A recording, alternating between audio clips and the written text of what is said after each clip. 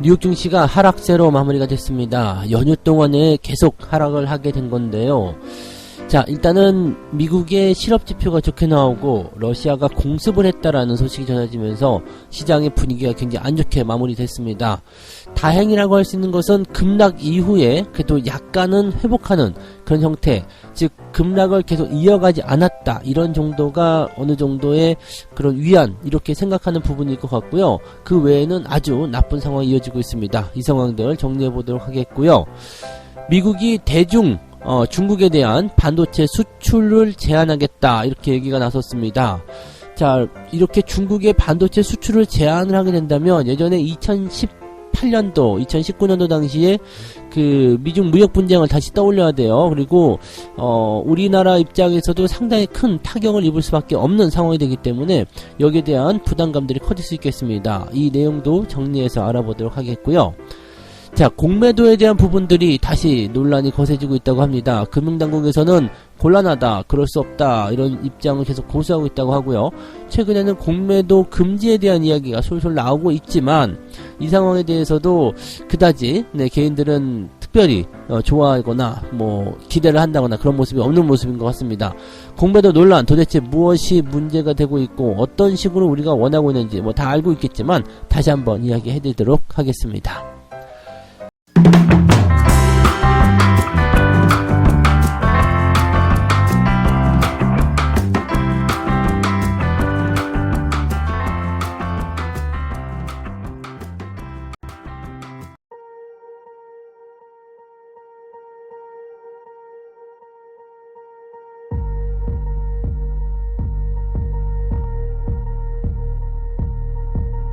네, 반갑습니다. 오늘은 10월 11일 화요일입니다. 휴일 잘 보내셨나요? 휴일을 보낸 이후에 뉴스거리가 상당히 많았습니다. 그래서 조금 오늘 늦게 올라가고 있는데 일단은 분위기는 굉장히 더럽다라고 볼 수가 있을 것 같아요. 그래서 빠른 시간 내에 전달을 해드리기 위해서 빨리 진행을 해보도록 하겠습니다. 다우지수가 일단 나스닥이나 다우지수 모두 상승 출발했습니다. 그리고 나서 주가가 쭉 밀렸고요. 그 다음에 다시 회복하는 모습 보여줬거든요. 자, 지금 시장이 이런 정도 분위기가 나타난 것은 일단 그래도 이 정도는 괜찮은 것 같아 라고 느낌이 좀 들기도 합니다. 왜냐면 지난 주말장에서 상당히 많이 하락을 했었거든요. 나스닥 3% 넘게 하락했었죠. 그리고 나서 오늘 다시 1%대 하락이 되긴 됐는데 그래도 하락에 대한 낙폭이 조금 줄어들었다는 거, 이게 중요하지 않겠습니까? 다우지수는 마이너스 0.3%, 나스닥은 마이너스 1%대로 마감이 좀 됐고요. 낙폭을 회복하는 모습으로 가고 있기 때문에 이제 하락에 대한 포지션은 조금 정리된 거 아니야라고 될 수 있겠습니다만 여전히 마이너스라는 게 중요하겠죠. 그래서 우리나라 증시도 영향을 그대로 받을 것 같고 시장에 대해서 그렇게 호의적인 그런 어떤 재료가 없습니다. 지난주 같은 경우는 연휴 이후에 지수가 올라줬기 때문에 분위기가 좀 좋게 만들어졌었는데 이번에는 연휴 동안에 증시가 계속 눌려버렸기 때문에 국내 증시가 반등을 꾀하기가 조금 힘들지 않았나 생각됩니다. 그래서 일단 기분 좋게 마무리된 지난 주말 증시 흐름들이 오늘은 조금 눌려서 다시 또 지지부진한 모습으로 진행될 가능성이 있겠습니다. 아침 충격을 예상을 해봐야 될 것 같다 생각되고요. 자, 재료들 살펴보도록 합니다. 재료는 아이러니하게도 경기가 너무 좋아서입니다. 경기가 좋다라는 것도 좀 애매하긴 합니다만 미국 연준 입장에서는 경기가 좋다는 쪽으로 가는 겁니다. 9월에 고용이 너무 좋게 나왔어요. 실업률이 3.5%가 나와버렸습니다. 이거는 좀 3.5%의 이런 부분들은 너무 애매한 거죠. 왜냐면 3.7%도 지금 고용 대단한데 생각했었는데 3.5% 고용이라면 이거는 이거 말이 안 되는 거 아니냐, 이렇게 되는 거거든요. 자, 이렇게 돼버리다 보니까 미국 경기 걱정할 거 없네. 실업자에 대한 부분들도 그다지, 고용도 그다지 별 부담이 없네라는 부분이 되는 거고, 지금 CPI 예상치가 나왔죠. CPI 지표, 이번 주에 발표되는 CPI 지표 예상치도 8.1%. 야, 인플레이션도 내려가고 있네. 고용도 좋고 소득도 좋고 다 좋은데 뭐가 걱정이야. 금리 더 올려. 이런 식으로 가게 될 가능성이 높다. 자, 시장은 자꾸 이걸 가지고서 긴축 속도 완화, 금리 인하 이렇게 보고 있는데 금리 인하 이거 예상하면 안 돼요. 금리 인하는 될 일이 없으니까 이번 내년도까지는 금리 인하를 생각하지 말고 대신에 동결, 이 정도에서 일단은 속도의 완화 이런 것만 좀 기억을 해야 되는데 여기서는 네 계속 금리 인하를 예상하고 있다가 뭐 금리 인하를 할 일이 없어 그러면서 주가가 빠졌어 이렇게 얘기가 되는 거니까 이거는 좀 어렵죠.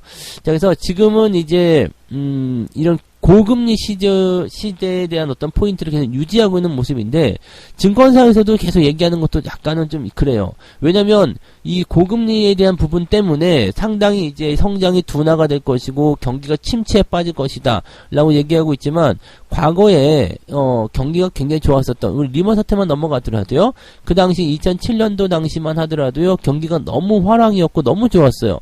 근데 그 당시 금리가 5%가 넘었죠. 물론 그때와 지금의 경제 수준은 상당히 다르다라고 볼 수 있겠습니다만 그때 시점과 지금 시점 비교했을 때 지금 우리는 그래도 4% 넘지 않았잖아요. 예상치는 4% 넘어가지만 3%대 금리 이거 고금리라고 해가지고 경기 침체에 빠진다라고 하면 좀 애매한 부분일 거라고 생각하시면 됩니다. 또 그 당시는 주가가 경기 호황에 따라서 많이 올라갔기 때문에 금리를 올렸었던 시점이지만 지금은 그런 것도 아니라는 이야기죠. 그냥 단순하게 수치가 이렇게 돼서 회복이 더 잘 될 것 같다. 그러니까 뭐 이것은 이제 긴축을 더 많이 해야 되기 때문에 힘들어진다. 이거는 좀 어렵고요. 금리에 대한 부분들을 내려야 하기 때문에 주가가 올라가야 된다. 이거 자체가 사실은 말이 안 되는 이야기들인데 여기에 대한 부분들을 가지고서 얘기하는 것이 되게 좀 말이 서로 안 맞는 부분인 겁니다. 왜냐면 경기가 성장이 둔화될 것 같아. 하지만 고용이랑 이런 것이 단단하기 때문에 긴축을 더 할 거야. 경기는 끄떡 없으니까 긴축을 더 할 거야. 근데 경기는 둔화될 것 같아. 이게 뭔 소리인지 모르겠죠. 그죠? 근데 서로 왔다 갔다 하는 그런 포인트가 만들어지고 있기 때문에 여기 대해서 너무 깊이 생각하지 마세요. 지금 자기들이 해석하고 싶은 대로만 보고 있는 겁니다. 그러니까 지금 현재 시점에서는 금리를 올리는 게 먼저냐 아니냐 뭐 이거 중요하지 않습니다. 일단은 금리는 당분간 계속 올라가요. 대신에 금리 인상에 대한 속도가 얼마만큼 빠르냐 0.75냐 0.5냐 0.25냐 이 정도로 들어가는 거고 0.75 안하고 0.5만 할게요. 0.5 안하고 0.25만 할게요. 이렇게 나오게 되면 증시는 호조로 들어서게 되어 있습니다. 그래서 그런 부분들 따라가면 되는 거고 실적이라든지 뭐 이런 부분들이 조금 뭐 침체되었다라고 얘기가 나올 수 있겠지만 그런 부분들도 실제로 보면은 그렇게까지 나쁘지 않아 라는 얘기도 계속 나올 수 있는 부분이고 또 3분기 같은 경우도 기업들의 눈높이를 낮춰놓은 상태이기 때문에 여기 대해서도 큰 걱정은 할 필요 없습니다. 문제는 뭐냐면 외부 변수죠. 지금 이 인플레이션에 대한 부분들을 빨리 극복을 해야 되는데 여기서 러시아 공습이 또 일어났어요. 지금 러시아가 미사일 공습을 통해 가지고 키이우라든지 뭐 여러 그 심장부에다가 네 갖다가 때리는 그런 형태가 나타났습니다. 이 사건은 이제 크림대교, 크림반도를 잇는 그 다리가 있어요. 이쪽으로 이제 폭발을 시키면서 그 푸틴이 정말 애정하는 그런 대교였다고 합니다. 그것을 갖다가 폭발을 시켜가지고 여기에 대해서 이제 보복을 한 거 아니냐 이렇게 얘기가 나오는 것 같습니다. 여기에 따라서 우크라이나가 재보복을 공언하겠다. 그리고 뭐 유럽에서는 뭐 긴급 회의를 열었다. 유럽이 회의하는 건 중요하지 않은 것 같아요. 지들이 회의해서 뭐 어쩔 건데 그죠? 도와줄 거 없잖아요. 그러니까 그런 부분들이고 유럽 같은 경우는 빨리 전쟁 끝나가지고 이제 기름이나 가스 같은 게 좀 제대로 공급됐으면 좋겠다 이 생각하고 있겠지 우크라이나에 대한 부분들 별로 그다지 생각하고 있지 않을 것 같아. 그 다음에 러시아 쪽에서는 이제 뭐 전쟁 종료니 합병이 완료니 뭐 이런 얘기를 하고 있었는데 여기다가 뭐 우크라이나는 끝까지 싸운다 이렇게 해서 전쟁이 확장되니까 여기에 대해서 이제 부담감이 커지고 있는 그런 상태가 좀 된 거죠. 그러니까 우크라이나에서 공습에 대한 그런 공포감이 나오고 있고 또 우크라이나도 러시아에 대해서 다시 공습한다 이렇게 얘기하고 있기 때문에 현재 시점에서는 굉장히 좀 긴장감이 커져 있는 상태가 좀 된 거죠. 이렇게 돼버리게 되면은 네 또 전쟁 우려감이 그대로 적용이 되는 거죠. 지난 1월에 주가 하락했었던 거 기억나시죠? 그래서 그런 부분들로 진행이 될 수가 있습니다. 이렇게 되면은 네 상당히 좀 부담스럽겠죠. 지금 러시아가 크림반도를 통한 이 뭐 헤르손 지역부터 해서 그 동쪽 지역을 쭉 그냥 러시아 쪽으로 편입을 한다라고 되어 있죠. 루안스크, 도네츠크, 마리우폴, 그 다음에 크림반도 바로 위쪽에 있는 헤르손까지 쭉 이렇게 해서 지들이 이제 오른쪽을 집어삼키겠다라고 되어 있는 거라서 이쪽을 경계로 하는 그런 공격, 그 다음에 공습 이런 것들이 나타나고 있다고 보시면 되는 겁니다. 러시아의 이런 합병을 인정을 못하겠죠. 우크라이나 같은 경우는 인정 못하죠. 우리나라 같은 경우도 뭐 제주도가 합병 뭐 된다 그러면 우리 누가 인정하겠습니까? 그죠?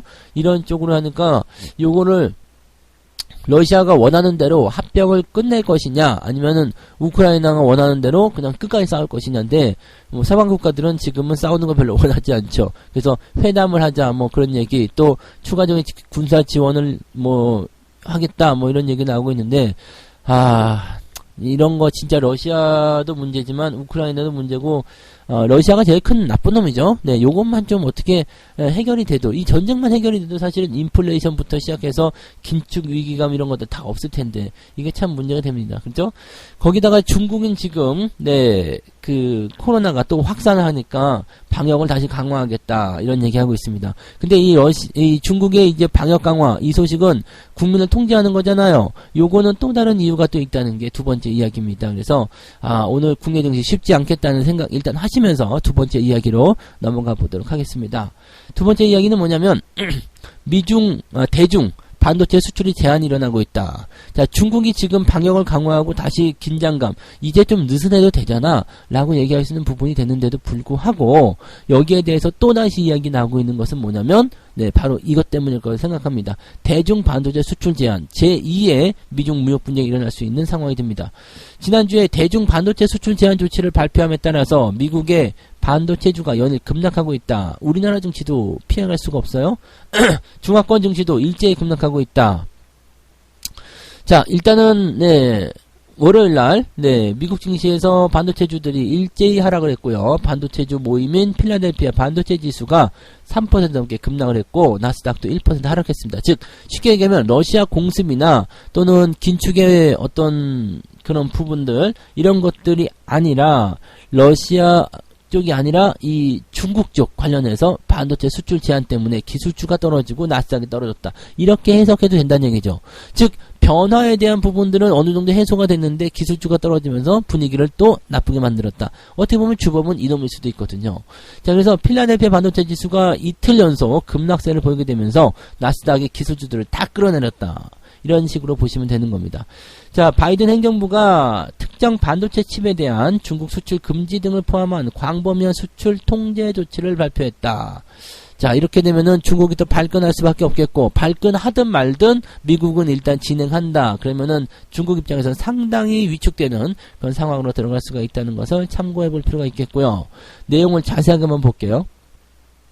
구체적으로 18나노미터 이하 D램, 128단 이상 낸드 플래시, 14나노미터 이하 로직 칩 등 중국 내 생산하는 이 칩 등을 중국 내에서 생산하는 경우 첨단 기술 또는 장비 수출 시 허가를 받아야 한다. 네. 그러니까 뭐가 얘기가 되냐면 세계 어디서 생산이 됐든 특정 반도체는 중국 수출이 금지된다. 자, 중국으로 일단 보내는 거 안 된다. 이 얘기죠. 자, 이 첨단 칩이란 말이에요. 첨단 반도체, 이 특정 반도체 이 부분들은 지금 미국이 계속 중국에게 이야기해 왔었던 것이 이제 뭐 이런 스파이 짓 한다. 너희들이 이제 첨단 기술 다 빼가는 건 마음에 안 든다. 이렇게 얘기가 나왔었던 부분인데 이게 이제 사실은 중국의 어떤 기술 굴기, 무기 개발 속도 이런 것들 늦추기 위함이다. 이렇게 얘기가 또 나오고 있죠. 물론 이제 이게 맞는 얘기일 거라 생각해요. 미국의 어떤 속내일 거라 생각하고 또 한 가지는 중국이 빠르게 추격을 하고 있다는 얘기죠. 뭘 추격하고 있냐면 경제적인 규모죠. 그래서 중국의 규모가 2028년도가 됐을 때는 미국을 제치고 세계 1등 경제 대국이 될 것이다. 이런 식으로 이야기들이 나오고 있기 때문에 이것을 억누르기 위한 조치를 해야 되겠죠. 자, 지금 행정부 입장에서는 자기가 대통령일 때, 자기가 정권 잡고 있을 때 중국이 미국을 제꼈다라는 얘기 들리면 기분이 더러울 것 같아요. 그래서 그것을 최대한 억누르려는 모습들. 이거는 제가 예전에 말씀드렸지만 트럼프나 바이든이나 똑같다고 그랬습니다. 미국인이라면 당연하게 중국을 누르려고 할 것이다. 그렇게 되다 보니까 아무래도 이제 이런 반도체 쪽을 이제 누르는 거가 되겠죠. 다른 쪽은 안 되더라도 이 반도체 너희들한테 첨단 기술 안 줄 거야. 그럼 니들이 어쩔 건데 이렇게 얘기가 되는 거죠. 이게 문제가 되는 것은 뭐냐면 이렇게 되면 첨단 산업으로 의존하고 있는 것이 굉장히 많고 중요한 것은 중국은 뭐랄까요? 조립하거나 생산하는 그런 공장이잖아요. 그렇기 때문에 반도체 수출이 제한이 되면 그것을 활용해서 제품을 만들어서 납품을 해야 되는데 그게 안 되는 거죠. 그러면 중국 입장에서는 굉장히 이제 수출이 좀 줄어들게 되고 산업이 축소되는데 문제는 우리나라입니다. 우리나라는 중간재라고 그래가지고요. 네, 중국 쪽에 이제 납품을 해줘야 되는데 그게 안 되죠. 중국이 만약에 TV를 만들어요. TV 최첨단 TV를 만들어. 근데 중국에서 야 칩 좀 우리한테 줄래? 그러면 그 칩 갖다 꽂아갖고 TV 만들게 했는데 수출 제한이 걸렸어. 이렇게 되면은 안 되잖아요. 그러니까 물론 TV에 국한되는 얘기는 아니겠습니다만 특정 반도체에 대한 부분들이 피곤할 수 있다는 얘기죠. 그러면 반도체 기업들 입장에서는 힘들겠죠. 삼성전자나 하이닉스나 이런 쪽에서도 피곤한 상황이 일어날 수밖에 없겠고, 또 한 가지는 중국의 생산이 위축되기 때문에 재고가 남아도게 돼요. 그러면은 무역에 대한 부분들이 가라앉게, 이렇게 되면은 경기 침체가 또 일어날 수 있죠. 2018년도에 미중 무역 분쟁이 일어났을 때 부담감이 생기는 이유 중에 하나가 바로 이거였단 말입니다. 그래서 이런 내용들은 이제 전 방위에 걸친 부분이 아니라 꼭 반도체에 대한 어떤 특징이 되어 있는 부분일 수도 있겠습니다만, 이 부분은 상당히 좀 부담스러울 수 있다라고 보시면 되겠습니다. 그래서 전체적으로 봤을 때 시장이 첫 번째 이야기, 뭐 긴축의 속도를 줄이지 않겠다, 이거 별거 아니에요. 그 다음에 뭐 러시아의 공습, 뭐 이거 뭐 당연히 이유가 될 수 있겠습니다. 근데 단기적인 부분이잖아요. 근데 이 반도체에 대한 부분은 중장기적인 부분으로 갈 수가 있다는 것을 생각해야 됩니다. 그래서 이런 내용들도 우리가 참고해야 돼서 좀 이제 분위기가 좀 괜찮아질 거나 싶었던 하이닉스나 삼성전자 이런 것들도 조금 애매해지지 않을까라는 생각도 조금 해봐야 될 것 느낌이 좀 들어요. 자, 세 번째 이야기 넘어갑니다. 세 번째 이야기는 공매도에 대한 이야기 또 나왔어요. 지금 공매도 금지와 관련해서는 다양한 의견이 있지만 기초 체력에 대해서 우리가 일반 지표가 크게 이탈하는 상식을 벗어난 그런 상황에 대한 공감대가 있어야지만이 이런 조치들을 할 수 있다. 뭐 이렇게 되어 있는데 그거 안 하겠다는 얘기죠. 지금 당장은 할 필요가 없다. 뭐 지금 공매도를 한시적으로 금지하는 건 어떠냐? 이런 질문에 구체적 언급은 하기 어렵다라고 즉답을 피했다고 합니다. 그러니까 실질적으로는 공매도 어떻게 할래?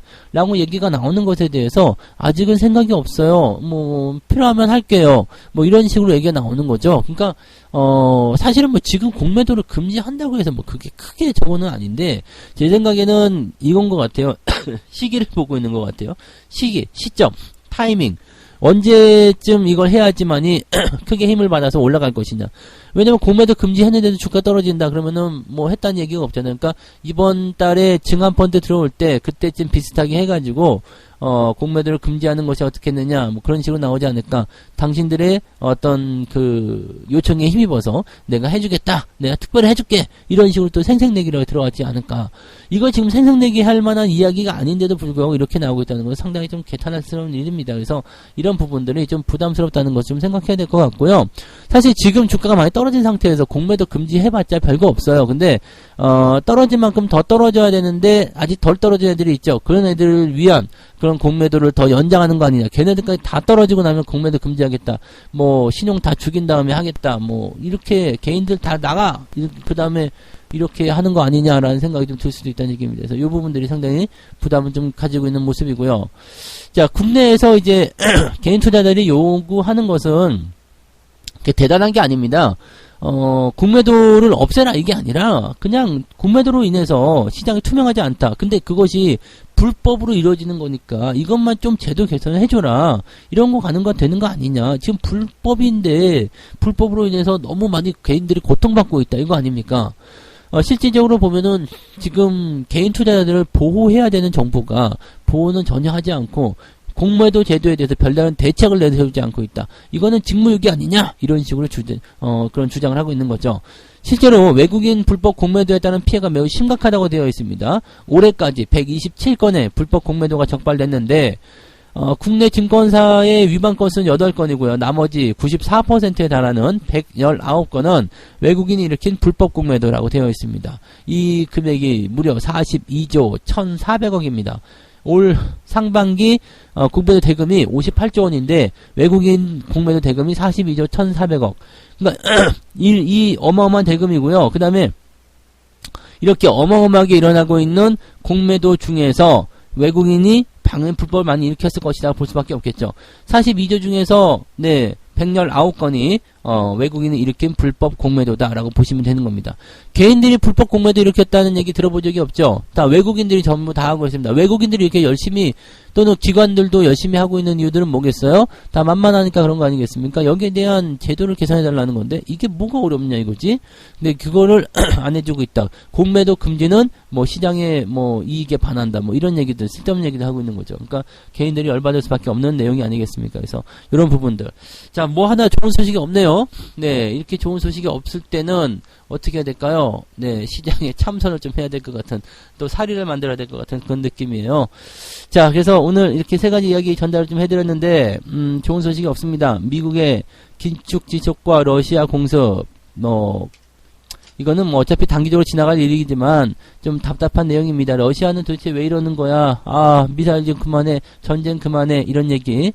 자, 대중 반도체 수출 제한에 대한 부분들도 답답한 얘기죠. 이제 또 시작이라는 얘기예요. 수출을 제한시킨다라고 한다라면은 이거 제도 완화해주기 전까지는 또 답답한 그런 상황들. 미중 무역 분쟁 당시를 생각해야 될 필요성이 있어요. 그래서 이 부분들 부담이 될 거고요.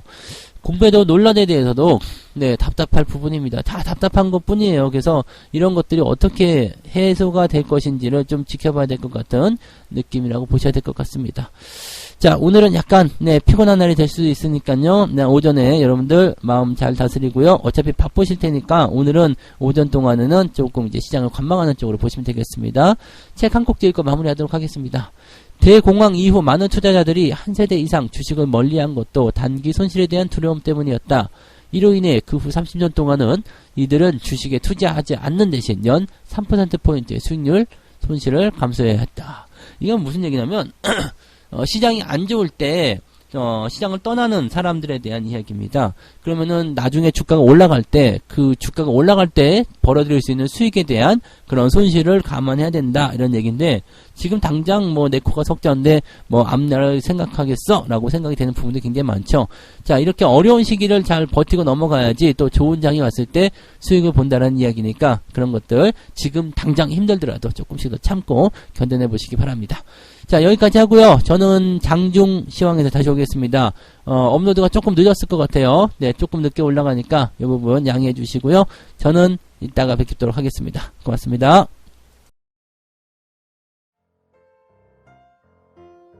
본 방송에서 제공되는 모든 정보는 투자 판단의 참고 자료이며 투자의 최종 책임은 본 방송을 이용하는 본인에게 있습니다.